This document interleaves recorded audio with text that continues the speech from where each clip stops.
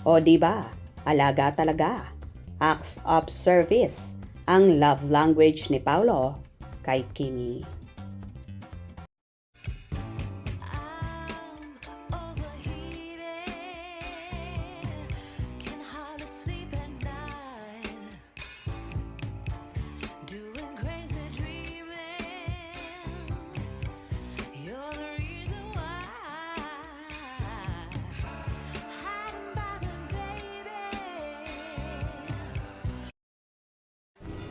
O di ba?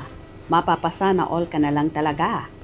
Kung ganito ang nobyo mo na napaka-caring, protective at mapagmahal, ikaw ba namang hatid sundo sa work mo? Hindi ka kikiligin.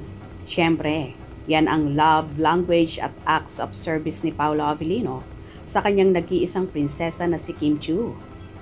All out nga ang support ng actor sa naganap na closet bazaar ng dalaga na said at simot talaga ang mga damit at gamit na ibinenta ng actress sa Quezon City nitong nakaraang January 28 at natapos nga ng January 29 kung saan ang schedule dapat ay 5 araw. Pero dahil dinumog ng napakaraming tao kaya naman ubos agad sa loob lang ng 1.5 araw at masasabi ngang daig pa sa mga sinihan ang pila at naging blockbuster nga ang naturang charity bazaar na yon ni Chinita Princess. Kung susuriin natin ang history ni Paolo Avellino, hindi siya yung tipong maingay sa social media. Hindi siya mahilig sa mahahabang caption sa Instagram na puro ng emojis at pangako. Si Paolo ay kilala sa pagiging man of few words. Pero sa mga nakaraang buwan, nakikita natin ang ibang side ni Paolo pagdating kay Kim. Naalala niyo ba yung viral video kung saan inalalayan niya si Kim sa hagdan noong ABS-CBN Ball? Yung mga pagkakataon na siya ang tagabuhat ng gamit ni Kim sa mga out-of-town shows at ngayon ang pagiging driver at tagahintay sa bazaar? Sa librong The 5 Love Languages ni Gary Chapman, ang acts of service ay ang pagpapakita ng pagmamahal sa pamamagitan ng paggawa ng mga bagay na makakapagpadali ng buhay ng iyong partner. Para kay Paolo, ang pagmamahal ay hindi sa salita, kundi sa gawa.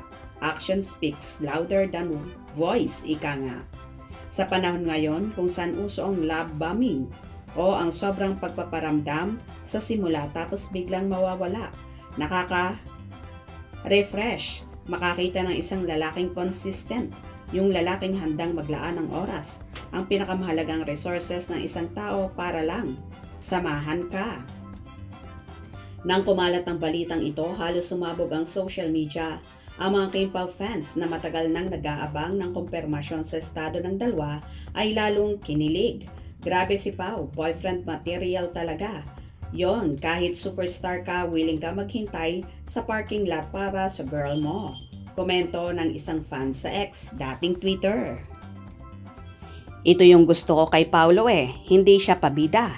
Hinahayaan niyang mag-shine si Kim sa sarili niyang event, pero nandun siya sa background para sumalo kapag pagod na si Kimi. Dagdag pa ng isa. May mga nagsabi rin na malaking bagay ito para kay Kim. Alam naman natin ang pinagdadaanan ni Kim sa mga nakaraang relasyon. Naranasan niyang masaktan, maiwan at maloko. Kaya naman ang makakita ng isang lalaking tulad ni Paolo na nag-e-effort nang walang hinihiling kapalit ay isang malaking green flag. Ang tawag dito ng mga netizen ay healing love. Yung pagdating ng isang tao na hindi mo inaasahan pero siya pala ang magpaparamdam sa iyo na worth it kang ipag-drive, ipaghintay at alagaan. Well, totoo naman ang mga sinabi dito na si Paolo.